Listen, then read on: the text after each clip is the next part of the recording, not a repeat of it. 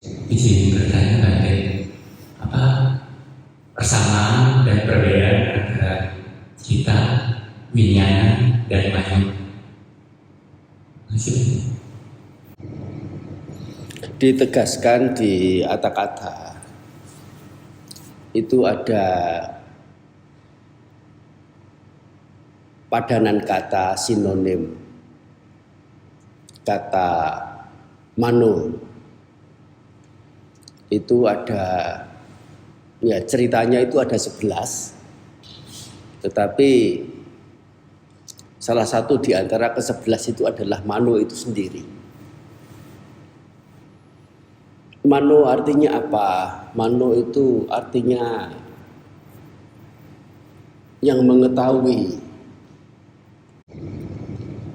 Jadi satu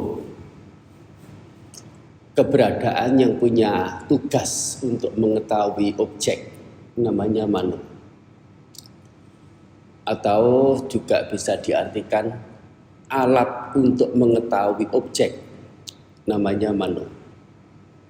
Dan itu punya istilah dengan punya istilah lain yang berbeda, tetapi masih punya permaknaan yang sama, yaitu winyana. Winyana sendiri artinya yang mengetahui secara spesifik, yaitu yang mengetahui secara spesifik objek-objek sebagai keberadaan yang bertugas untuk mengetahui secara spesifik atau alat untuk mengetahui secara spesifik. Di sini karena ada persamaan permaknaan dalam istilah Indonesianya, yaitu sesuatu yang mengetahui, sehingga agar ada pemisahan yang jelas bahwasanya istilah Pali tertentu punya terjemahan ke bahasa Indonesia secara tertentu pula. Untuk sebaliknya, apabila kita menggunakan istilah bahasa Indonesia yang merujuk ke pokok-pokok dharma, itu bisa terjurus ke istilah Palinya secara lebih spesifik.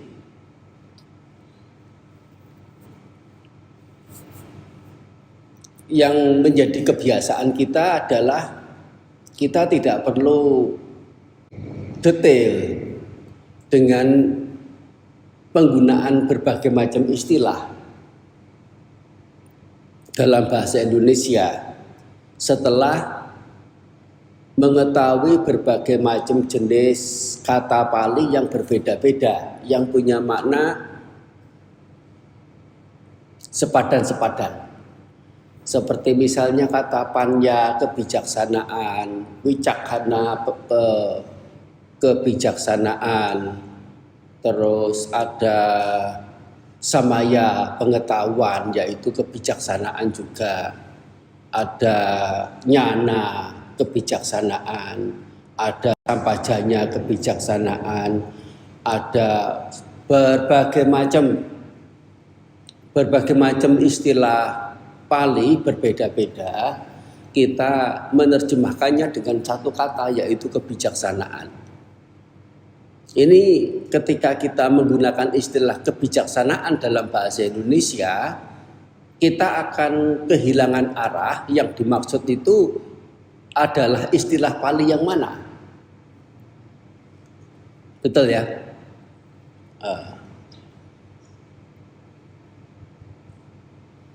Ya, juga ada kata-kata yang lain, misalnya asawa kita terjemahkan pengotor batin, kilesa kita terjemahkan pengotor batin, apalagi anusaya pengotor batin.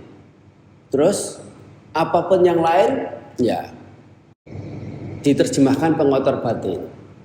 Yang jika kita menggunakan istilah pengotor batin untuk kata-kata tersebut, kita tidak bisa memberikan semacam atau mendapatkan semacam kepastian bahwa yang dimaksud dalam kata apa tadi bahasa Indonesianya,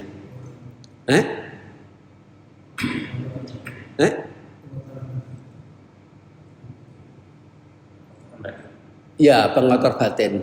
Jangan gunakan kotoran batin.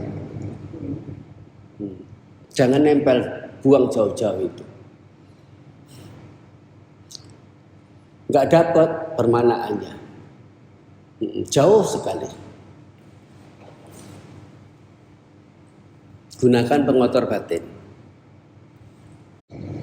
Ketika kita menggunakan kata pengotor batin begitu, yang dimaksud apa ini?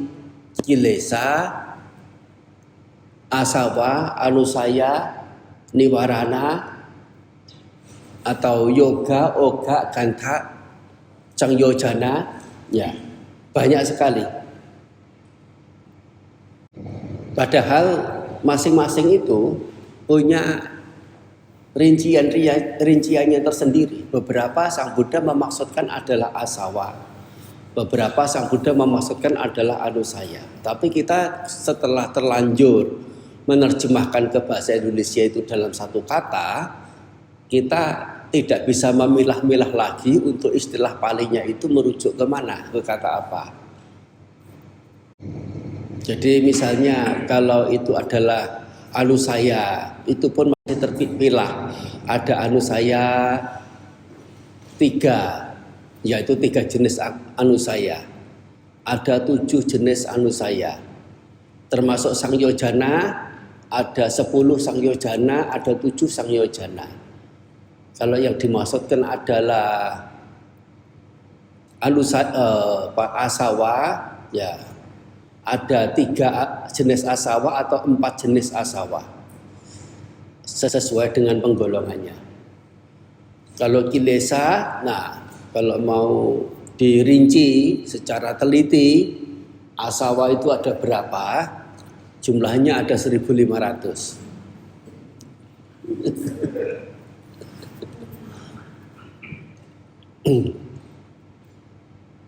Jadi kita perlu ada semacam istilahnya boleh disebut pembakuan istilah. Balik ke pertanyaan, kata winyana yang lebih umum digunakan itu di sini saya menggunakan istilah pengetahu. Kalau secara spesifik begitu ya, pengetahu secara spesifik ya kesannya terlalu panjang. Jadi kata secara spesifiknya itu ya termasuk dilemahkan ya. Yang menjadi titik utama itu adalah akar kata pengetahuannya itu, keberadaan mengetahui. Sedangkan kata mano ya untuk membedakan dari kata winyana ya saya menggunakan istilah ya pengamat. Antara pengetahuan pengamat sama enggak? Ya. Tetapi dari pemahaman yang sama enggak? Yang mengamati, yang mengetahui juga enggak? Yang mengetahui itu yang mengamati juga enggak? Ya.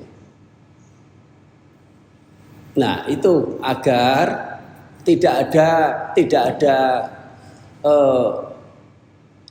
perbedaan makna yang secara signifikan di antara kedua istilah itu, yaitu pengetahuan dan pengamat itu.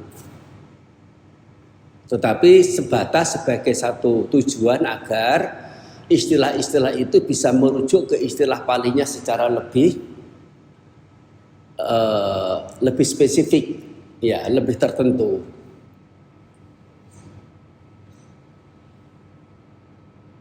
Selain itu ada kata citta.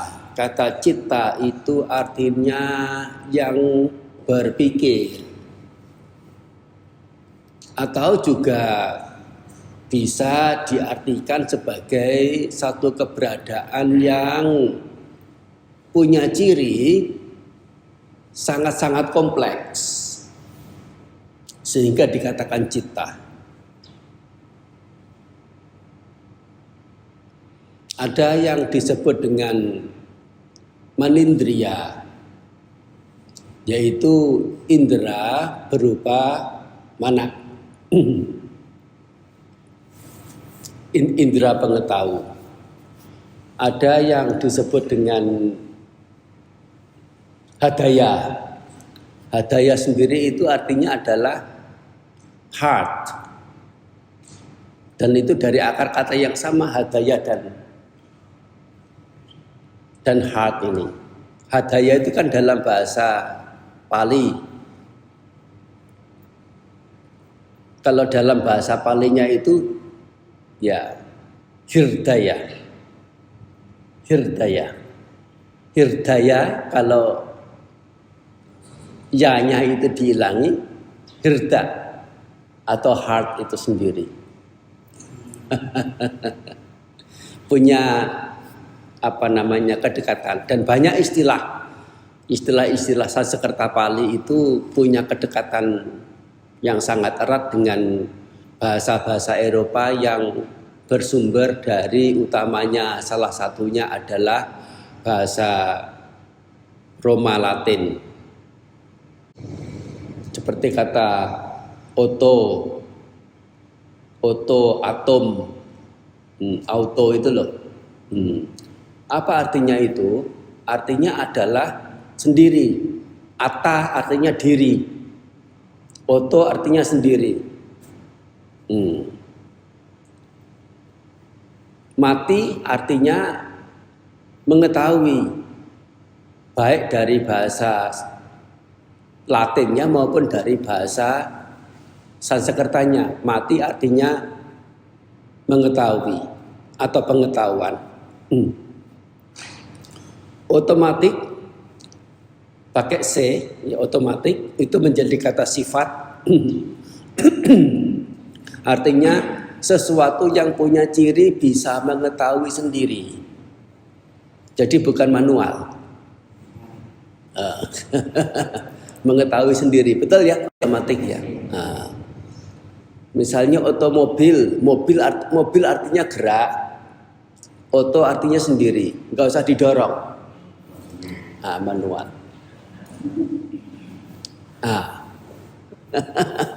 Masih banyak lagi kata yang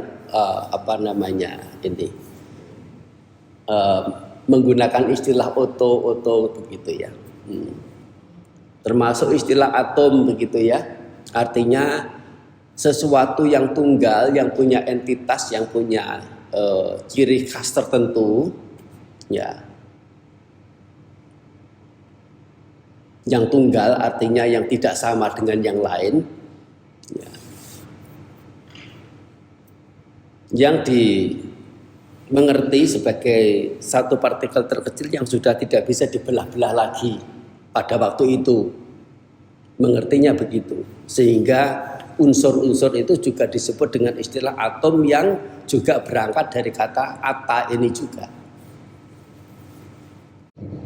Nah, masih ada beberapa istilah lain yang menjadi padanan kata manu itu tadi. Kesemuanya itu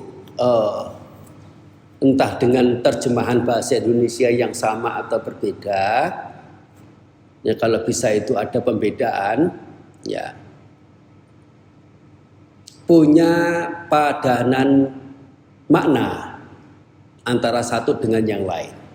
Tidak ada perbedaan. Perbedaannya hanya dari sisi kebiasaan masyarakat menggunakan istilah-istilah itu untuk fungsi-fungsi tertentu, untuk situasi kondisi tertentu. Seperti misalnya kata winyana begitu. Winyana sering gunakan untuk konteks misalnya pengetahu secara penglihatan, namanya cakshu winyana. Kita tidak bisa kemudian secara terpisah menggunakan cakshu cita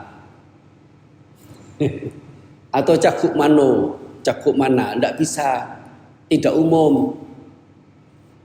Dan itu ada banyak sekali dalam bahasa kita, termasuk hal yang jamak.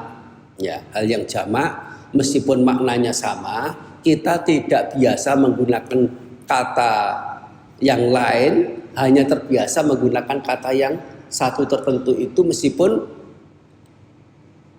keduanya atau beberapanya itu punya kesamaan arti atau punya kesepadanan arti. Demikian pula dengan fungsi kata cita dalam penggunaannya itu. Ya, cita misalnya kita menggunakan istilah cita, cuti cita, cuti cita, patisanti cita misalnya. Ya, mungkin ini bisa digunakan berbarengan juga atau sama-sama digunakan, cuti winyana atau patisanti winyana. Tetapi ada beberapa konteks yang lain yang kata cita itu tidak bisa digantikan begitu saja dengan winyana. Oleh karena memang itu adalah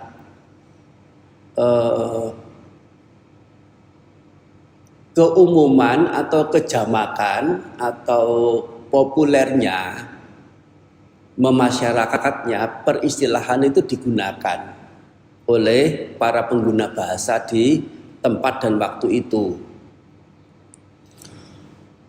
Jadi tidak ada istilah kalau cita itu yang begini punya makna yang lebih spesifik, yang beda dari kata mano, beda dari kata winyana, beda dari kata hadaya, beda dari kata yang lain-lain. Sehingga tidak ada alasan untuk menjelaskan secara lebih rinci dengan interpretasi pribadi, misalnya bahwa cita itu sesuatu yang berpikir, yang keberadaannya tidak kekal. Sedangkan mano, itu sesuatu yang lebih dalam, yang mengetahui segalanya, mengetahui cita itu sendiri, punya keberadaan yang tidak berubah-ubah misalnya, tetap berada di situ terus. Nah, ini sudah menyalahi. Dan ini betul ada orang yang menjelaskan seperti ini. Contoh yang diangkat ini karena memang ada yang menjelaskan seperti ini.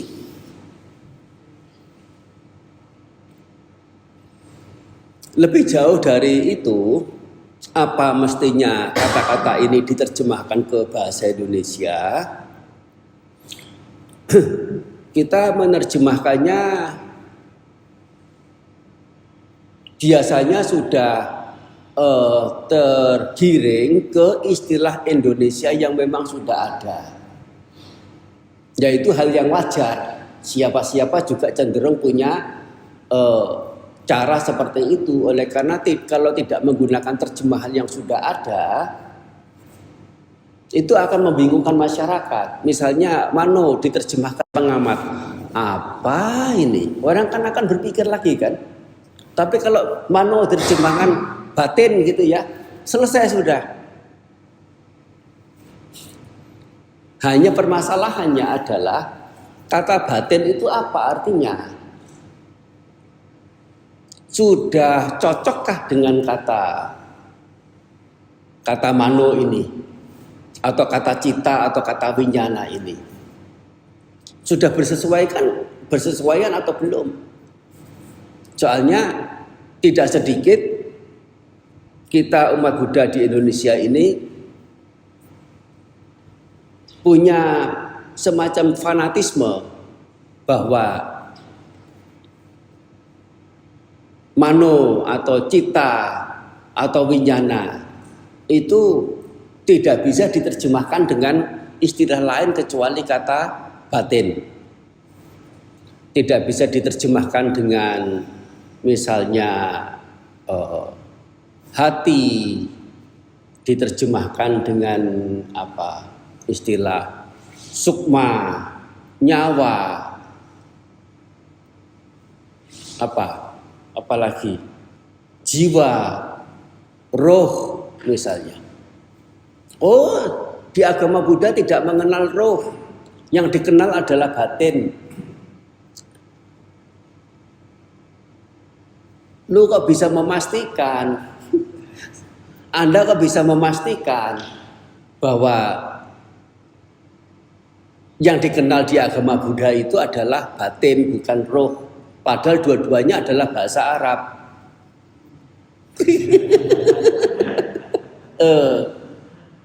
Dari mana Anda mengetahui bahasa Arab itu sedemikian rupa sehingga batin itu punya kecocokan untuk terjemahan kata mano ini. Nah, di sini kata batin itu apakah sudah bersesuaian? Kalau kata batin itu di dalam bahasa Arab, meskipun yang sudah tersadap ke dalam bahasa Indonesia ini, kalau dimengerti sebagai satu entitas yang punya ciri abstrak, bercokol di dalam tubuh, berdiam di dalam tubuh, yang mulai dari berada di rahim ibu sampai nanti mati meninggal dunia, itu adalah satu entitas yang terus tetap ada sedemikian rupa tanpa ada perubahan. Yaitu yang kita mengatakannya sebagai yang diri, yang si diri itu.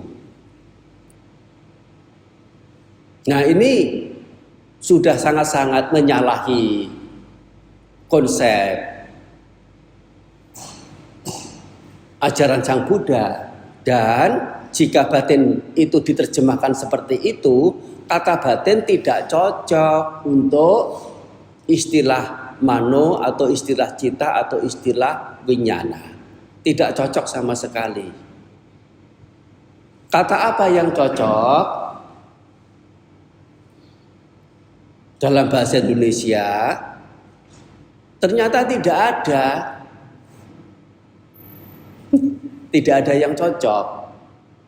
Tetapi kita menggunakan istilah batin dari sekian jumlah istilah yang ada yang lainnya itu, dengan satu catatan bahwa kata batin ini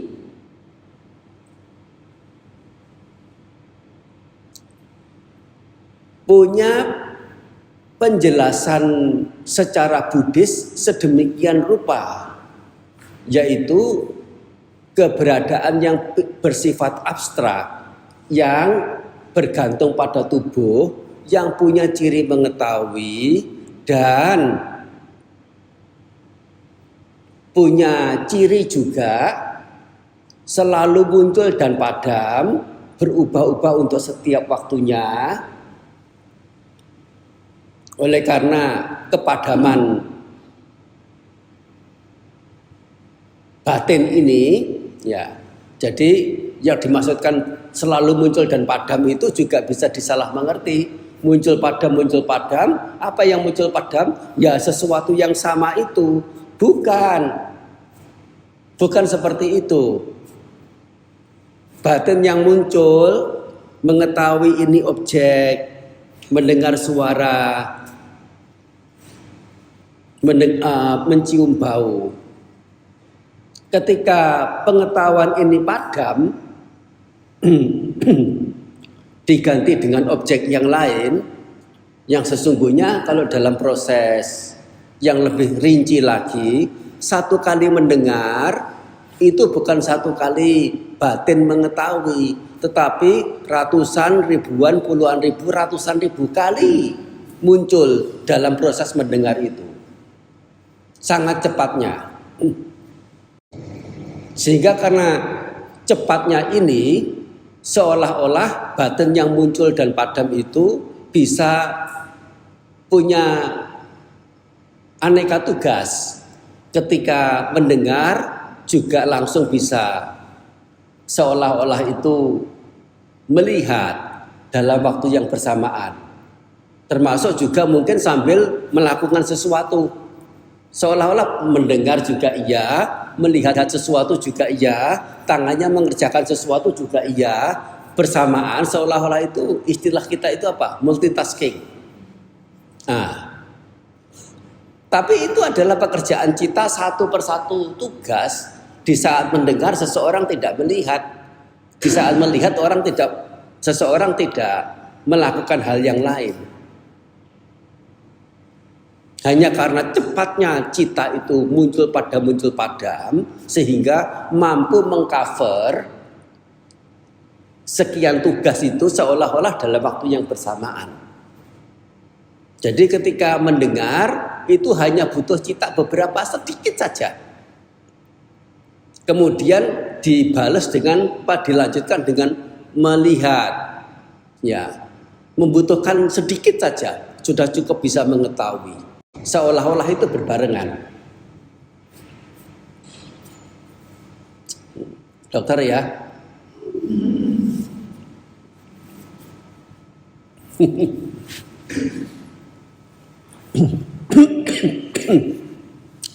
Ini ngomong-ngomong panjang juga ini sampai 30 menit. Nah, ini adalah untuk pengertian yang baik, pengertian yang benar. Jadi bukan permasalahan perbedaan saja, tetapi juga pemahaman kita.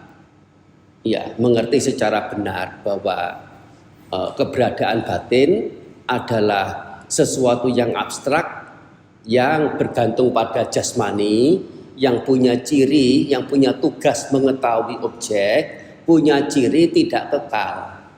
Muncul padam. Sekali lagi, istilah muncul padam itu bukan sesuatu yang sama yang muncul dan padam.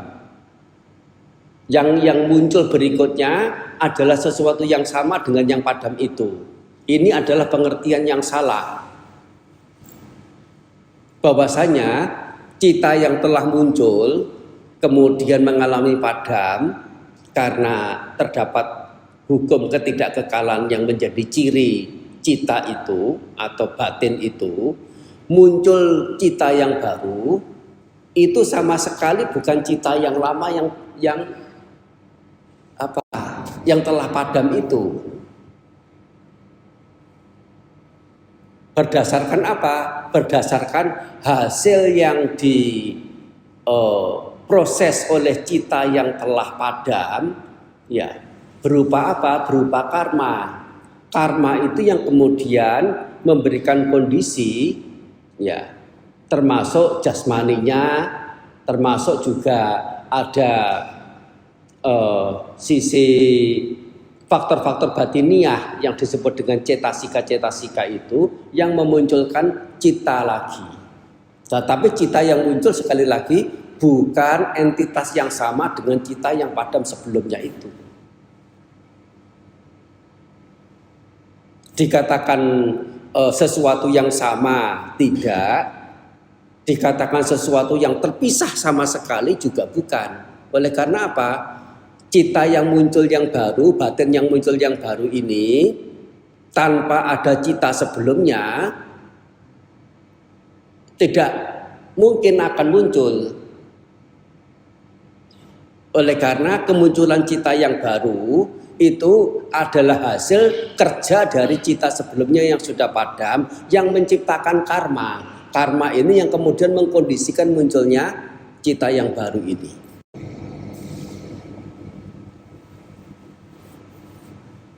Ini pemahaman sebetulnya pemahaman dasar dalam agama Buddha yang semestinya umat Buddha itu mesti ketahui.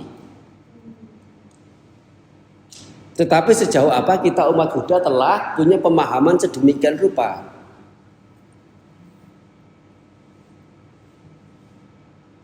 Bante dengar aja kayaknya bingung saya. Membingungkan enggak?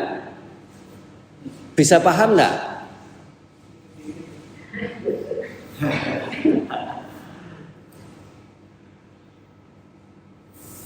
Nah itu adalah ya pengetahuan di seputar ajaran Sang Buddha yang patut untuk diketahui,